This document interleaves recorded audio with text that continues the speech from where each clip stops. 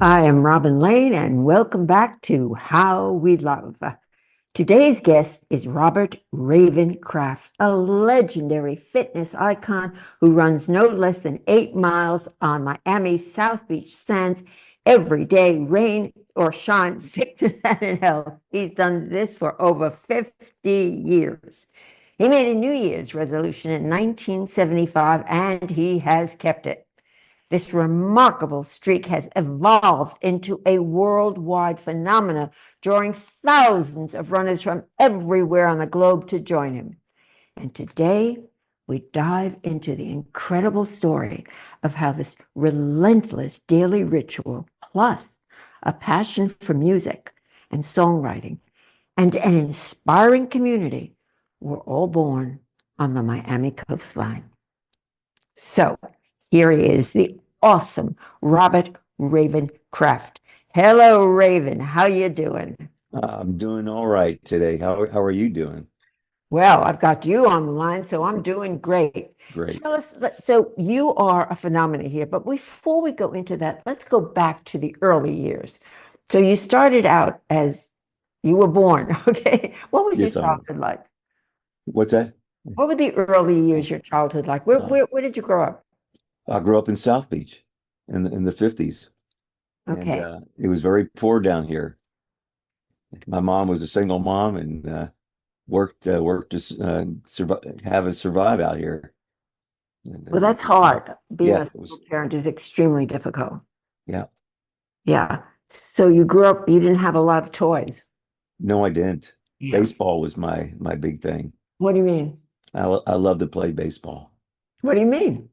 I was always thinking about baseball, playing baseball, collecting baseball cards.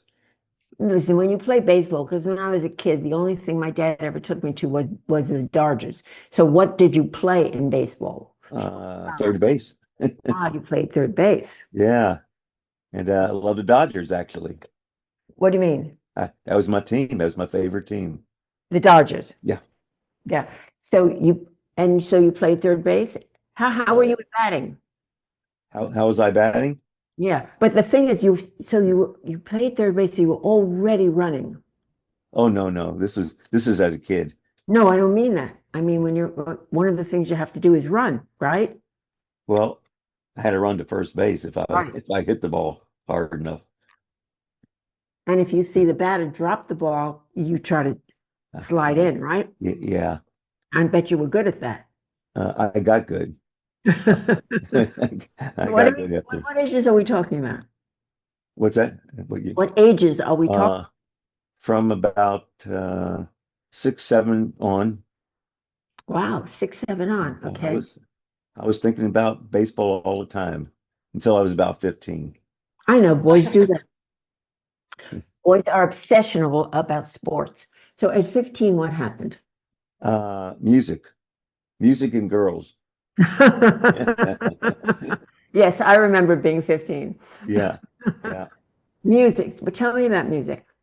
Uh, I I had a knack for rhyming and I could sing a little bit. So I started, I heard songs on the radio and I says, I could do something like that. I could do something like that better, I thought. And I started writing songs. Give me what was the very first song? Do you remember? It was something called I Don't Know. That was the title, really. And it rhymed. Where do I go? I don't Can you know. sing it? Can you give me a couple of one or two bars? Yeah, very simple. It was almost childish. It was like, where am I going to go? I don't know. What am I going to do? Who do I know? I don't know.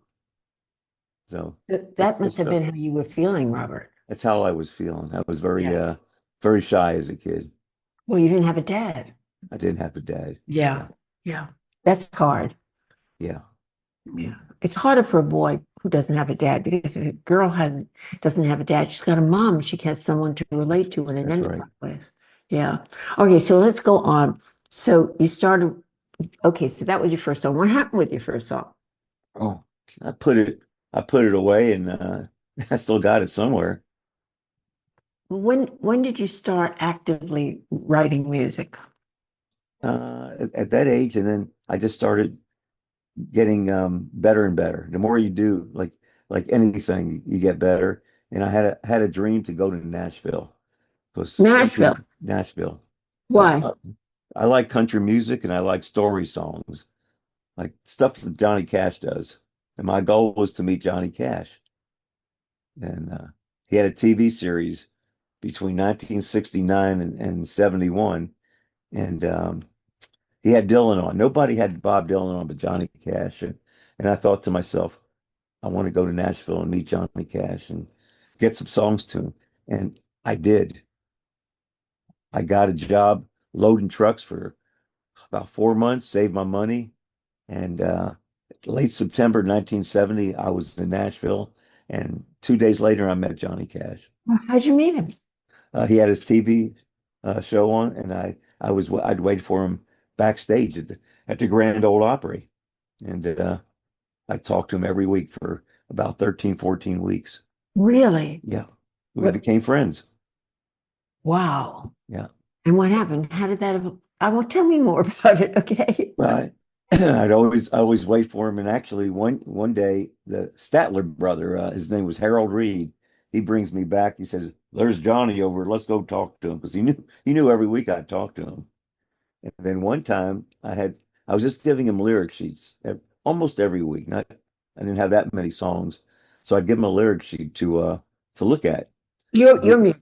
My songs, yeah. Did And you one also week, did you also write the music? no, just lyrics, and I have the melodies in my head.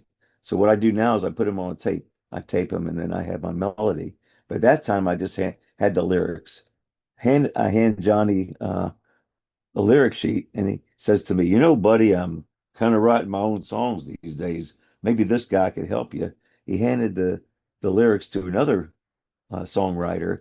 He put it in his pocket, and I'd say months later, I heard the song on the radio. You're Uh, kidding. And you yeah. were 15? That this time I was 19, Wow. You 1970. you Yeah. heard the song on the radio.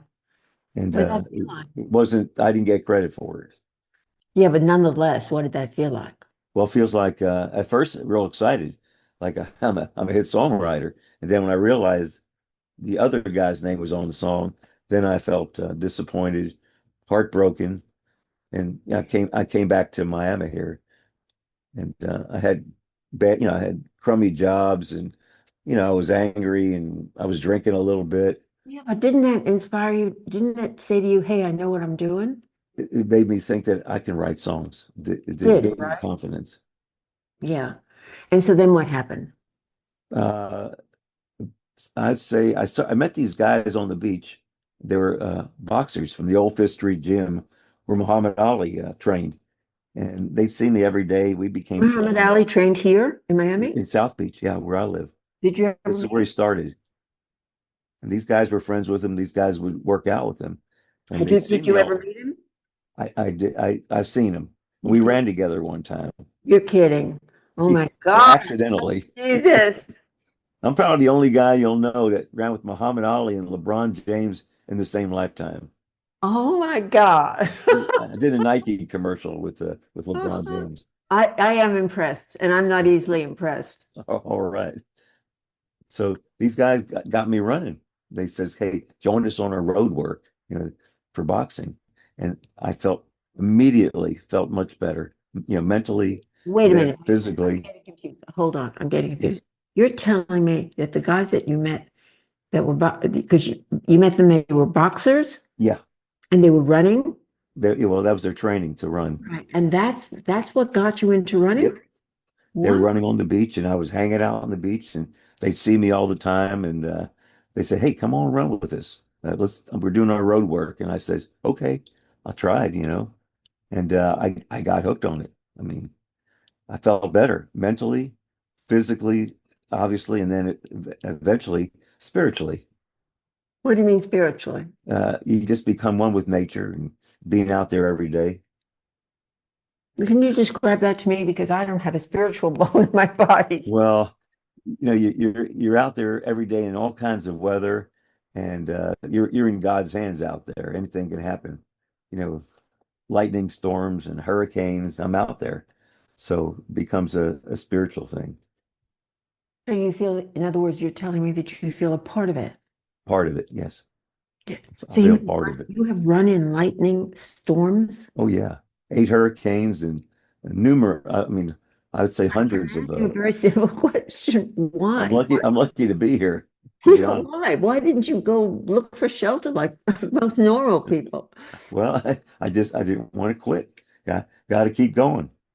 Didn't want to quit. There's lightning and hurricanes, and you keep running? Yeah. Yep. You're Every day, no matter what. wow. And that's 7 days a week? Yeah. Every day since January 1st, 1975. Every day? Every single day. It's You've never been 18,000 sick? seven. Well, it's being sick, everything. You mean even when you're sick, you run? Yeah. Yeah. How? It's my mind. My mind is very powerful. Yeah. Well, I mean, I've got a I'm pretty I'm obsessive brother. compulsive also. Oh, So like listen. I gotta do it. Okay, okay, okay. You're obsessive compulsive. Yeah, I gotta do it. Okay, I got it. Oh, but so this is your pat. This is you I, I love love being people. out there and meeting people, and so people started finding out about me. Says there's this guy in At what Miami point? Beach. What point? And I would say in the late in the 80s, some of the lifeguards started running with me, and then tourists would see me, and I made a list. Everybody who did the 8 miles was on the list and got a nickname, and that was a big goal. People want to What do you mean? get their nickname. Oh, you gave them a nickname. I gave them a nickname by something, some trait they had. Like like so tell me about who is it like most that for you the most renowned nickname people that you gave and what were the nicknames? Oh God, there's 3,850 of them as of You're kidding. yeah. No, but I think I read somewhere that there were a couple, one guy whose life you actually saved from when he was running with you. Oh, there's a lot of people that you know, they're suicidal, they're a little bit crazy, and they start running with me, and their whole lives change. You know, Because the endorphins, you think? yes, the endorphins and just being out there and having Can you a friend explain to to talk people to. what happens when you run that makes you feel so much better?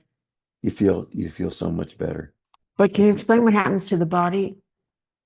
For me, at this point, I got a lot of pain, but at about a mile and a quarter, a mile and a half, the pain starts going away, and I start feeling better.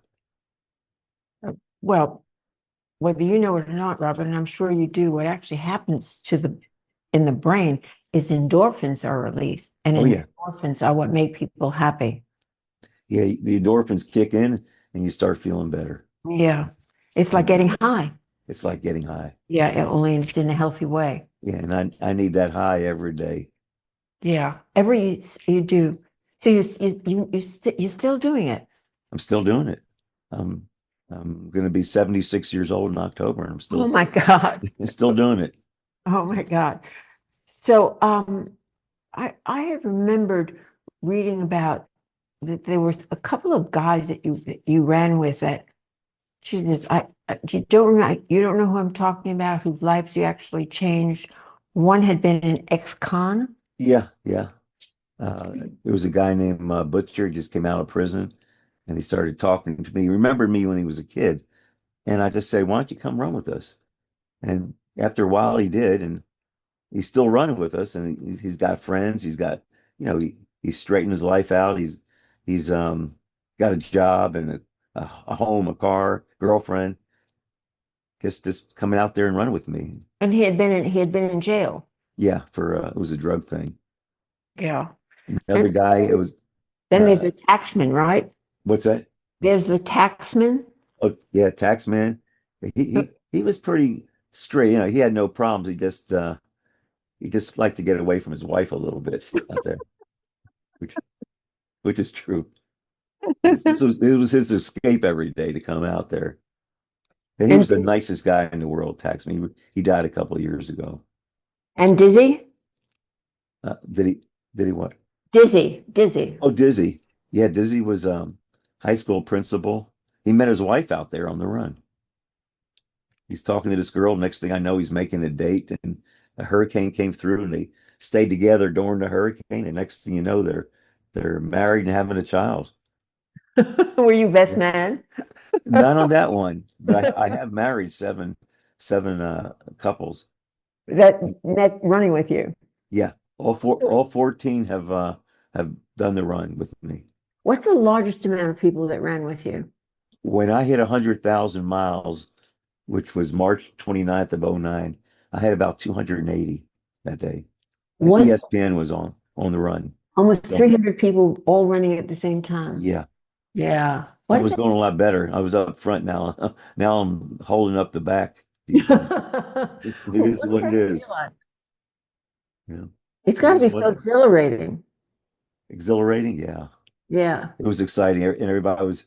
Uh, we were feeding off each other's energy, I'd say.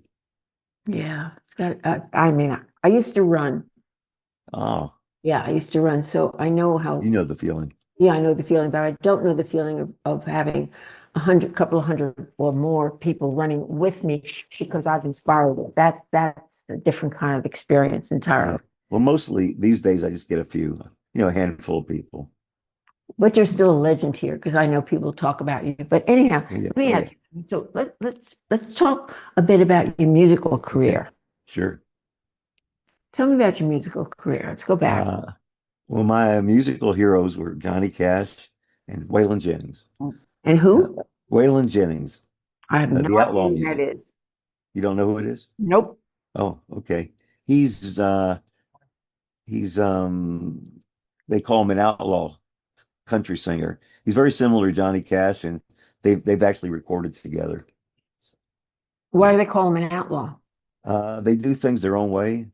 They buck the system, and What do you mean and they buck? What do you mean they yeah, buck? the Nashville has a thing where everything has to be exactly as they want it, the producers, and he didn't want to do it that way.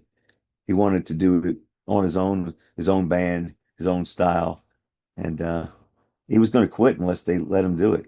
And he was such a big name. He they talked him into staying. They gave him more money. This is back in the '70s, actually. Waylon's been dead 24 years now, but he's a legend. Really? I'm Yeah, going to have to check. I'll go to yeah, oh, yeah. Spotify later and check him Every out. time I write a song, I think, how would Waylon do this song? I He say to was so myself. inspirational to you. Yeah, How yeah. old were those guys then They're when you met them? about 15 to 20 years older than me. So Yeah. they're all the only one living is still Willie Nelson, who's 93. Did you meet Willie Nelson ever? He's the only, I did not, No. but I met Johnny Cash, Chris Yeah. Christopherson, and Waylon Jennings. Chris Christopherson. Oh my God, he was so handsome. Yeah, he was. Yeah. So they really inspired you. They And inspired me. And so John what Cash, happened? So you started telling me that you heard your song on the radio yeah. and you didn't get credit. And at first you were exhilarated and then it was a down. And then what followed that? And Well, then I was very angry for years, but I kept years? writing songs. Years? What's that? Did you say you were angry for Oh, years? I was angry for years, and that's when the running started. That's the only thing that really calmed me down and you know, made me as normal as I could be. Let me ask you, why didn't you go back and then try to get hold of Johnny Cash? Uh, I was back here. I had the run going. I started feeling better. I started writing songs again, and after about 15 years, I ran into a guy.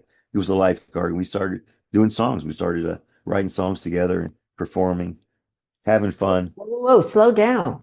Yeah. Uh, okay, tell me about this. You started performing. Where did you start performing? Oh, just like little, like a picnic. Nothing big. We weren't get we would go out in the street with the guitar open, his guitar face open. We get tips.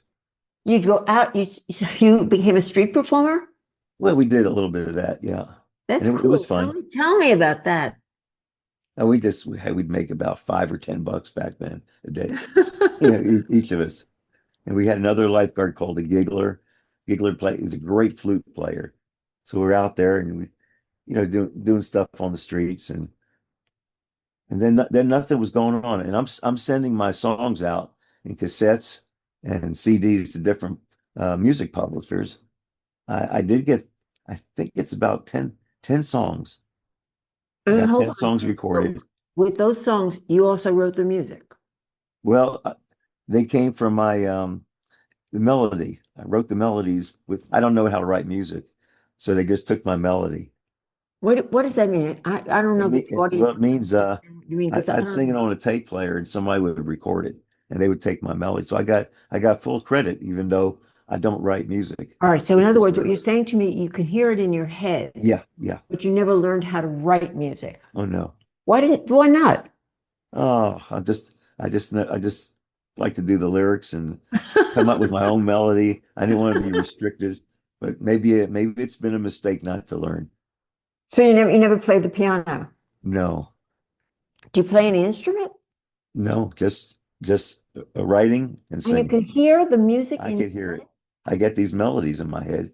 First, I get the lyrics. I start singing something, and I'm singing it, I got a song. You know, Yeah, you hear the music. simple, but Wow, that's and it- kind of, is that it sounds to me unusual. It's unusual, right? for me, it's kind of natural. Natural. I think once a month I get a song. I wake up, put the paper and pen near my bed. I wake up and there's a whole song there. It's just like God came down and wrote it for me. Wow. And is there like a theme to your songs? Yeah, uh, justice. When somebody's treated unfairly, I like to write songs about making things right. Songs that got about guys on the run, like fugitives. Like who? Fugitives on the run. That's one of my themes I for don't understand what you're saying. uh, guys that are on the run for something. Yes. Yeah, for crime songs. You mean people who have been unjustly accused? Yeah, unjustly convicted.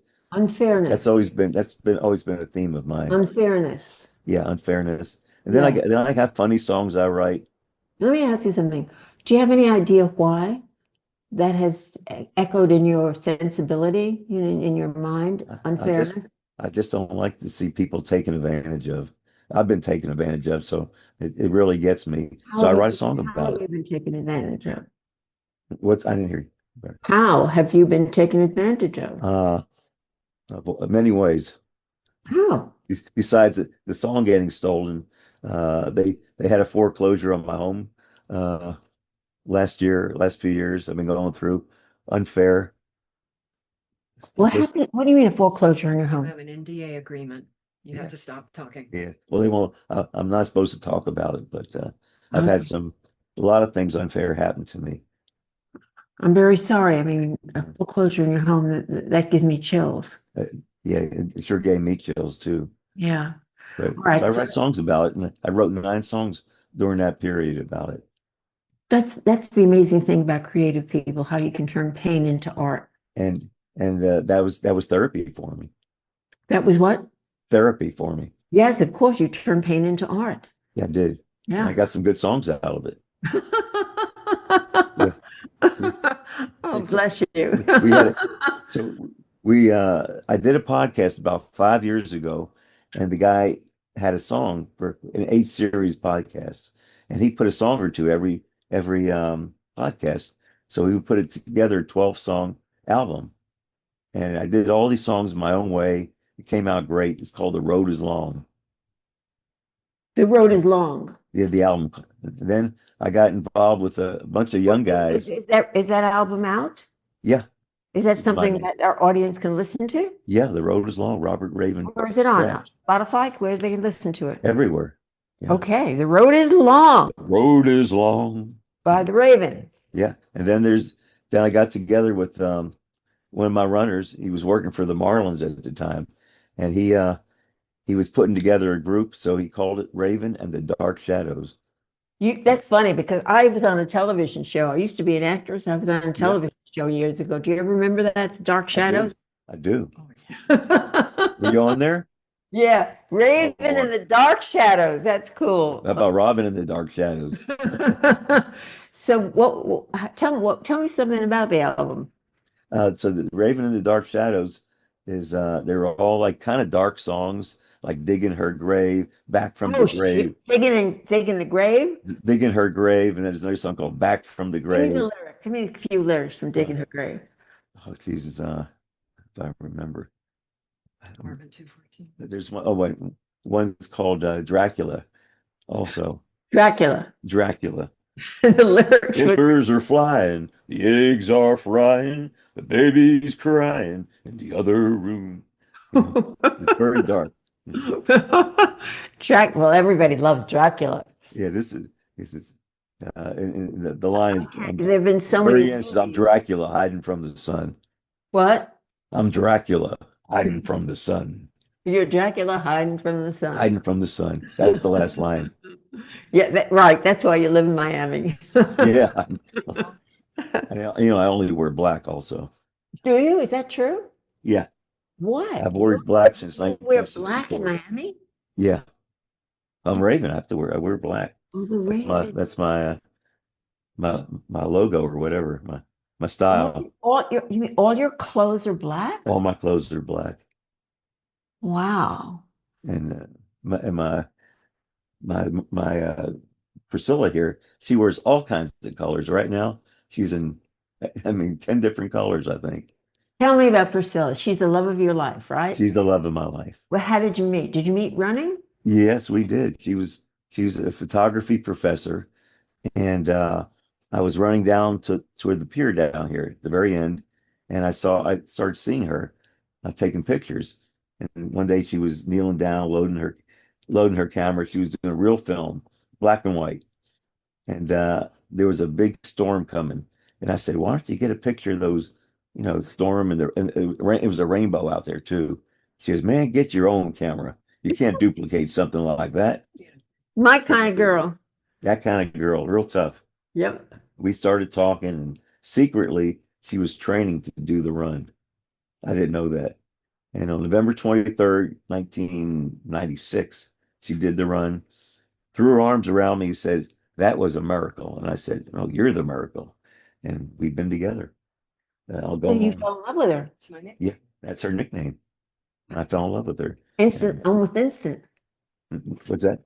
I would have imagined that when you were running and there were women running with you, that they Yeah, probably, you had a lot of women coming on to you, right?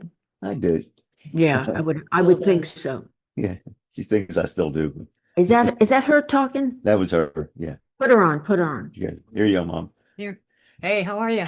How are you, darling girl? Oh, great. This is fun. So tell me how you captured the raven. No. The little bird seed. Yeah, I pulled a few feathers. No, there's no way to trim this guy's feathers. It's hard to hear you because you don't have a mic. He's a free spirit. There will be no clipping of this man's wings. I'm sure you tried. No, it was hopeless from the start. The energy was so intense. There was sort of we would come together and then come apart. What do you mean? What do you mean? Well, he tried with the rainbow commentary, which didn't work at all. So he tried again a few weeks later and offered me his card. He carried a Personal business card, training. personal card, and I didn't have anywhere to put it, so I put it in my shoe, thinking, well, this is safe. I won't lose it. And he told me later he was absolutely crushed because, oh, she's putting in her stinky shoe. She don't care about me. Oh, And, so these kind of things just kept happening, coming together and coming apart. But when they tricked me regarding the distance on the run, they fooled me. If I'd known I had that many more miles to go, I never could have done it. How many miles was it? How many miles was it? It was 8, a solid 8. Solid 8. And a very solid 8. And he nicknamed me Miracle and invited me to go to dinner at Puerto Sagua, our local Spanish-Cuban restaurant. And Ever since. the rest is history. That was it? You fell in love over That dinner? was it. Wow. Wow. Yeah. He is still a very handsome, fit man. And he was really a sight to behold 30 years ago. Okay. And I faded a little. okay, I was so motivated. I had not run a step in 23 years to a fairly serious back injury I obtained while water skiing. And I was so determined to find out more about this Raven character. I did begin secretly training. How did you hear about him? I saw him. You Actually, saw him. here's the thing. He was, at first, I was very annoyed with him because he was this tiny, almost ant-sized figure on the horizon of my photographs. And I'm responsible for everything in the frame.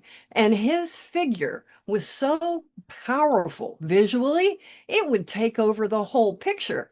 So I was upset. Now he's a quarter mile away, but yet I still should have seen that silhouette. And I was annoyed. It just kept popping up in my pictures. Look at this guy. He's identifiable from a half a mile away with his barrel chest and a 1950s hairdo. Yeah, it's very annoying. And And that I got a closer look. So, A lot closer. yeah. you like touching a hot stove. Yeah. Well, how do you know about that? I don't know. And one time he ran past me on a jogged past on the soft sand, which is very difficult. He was running in the soft, not on the hard. And I thought, oh, there's something I need to tell him. And I popped up and thought, I'll catch up. And he only had a 25-yard head start on me. And then I understood, oh my God, I can't catch him. He's just churning through this soft sand. This is the difficulty is orders of magnitude greater than running on, a hard surface. Yeah. And that's when it started to click. This is really something happening here, what this guy's doing. It's I difficult. never run on sand, so I don't know what that's like. I have the longest running streak in the world on the sand. What is that like running on sand? Why is it so difficult? It's about, I'd say, 33% more difficult running on the sand 200%. because you're sinking in. You're sinking in. Yeah. Yeah. But it's also gentler on your body. That's probably why I've lasted as long.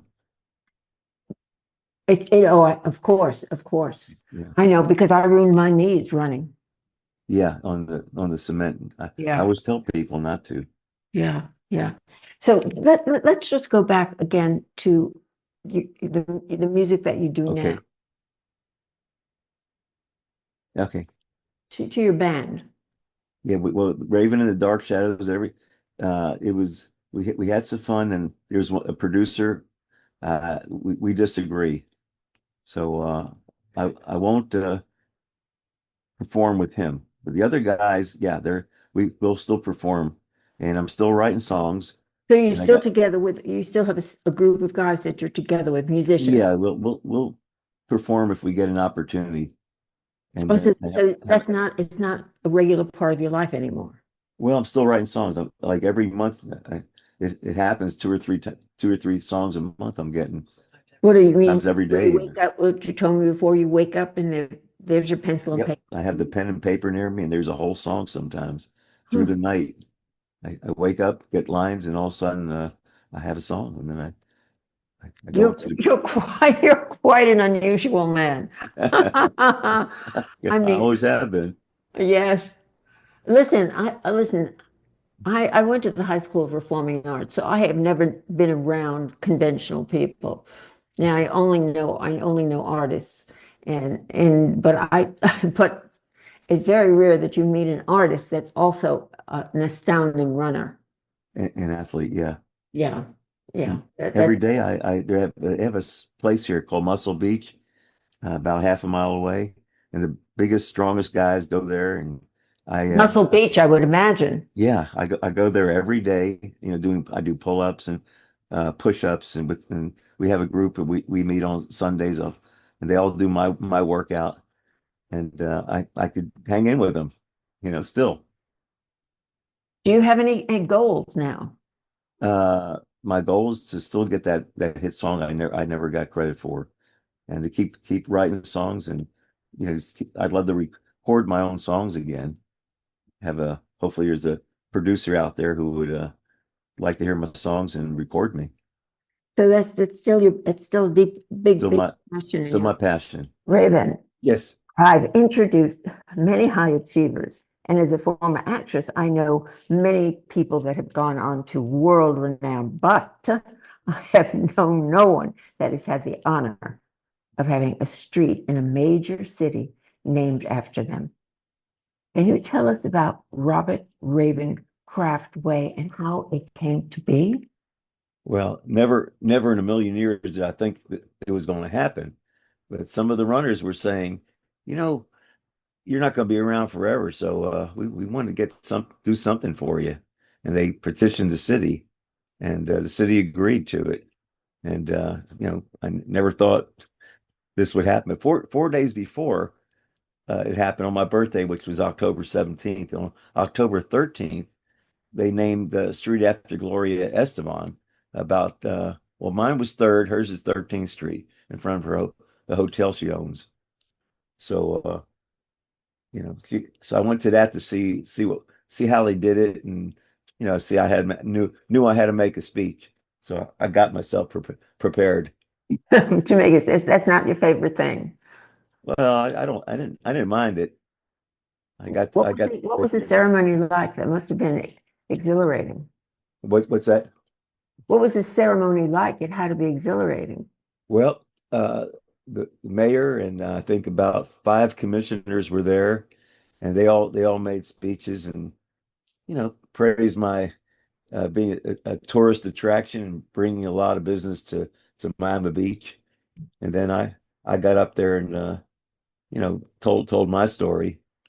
And the one thing I've noticed though, people see me on the street and they know about the street sign name, and they says, you know you're a legend. And I said, I says, You're people a say legend. that. In my heart, I don't know that, but people say it to me all the time. So I guess it's true.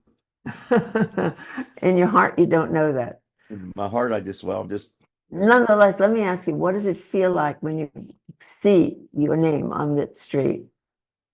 it's just unbelievable.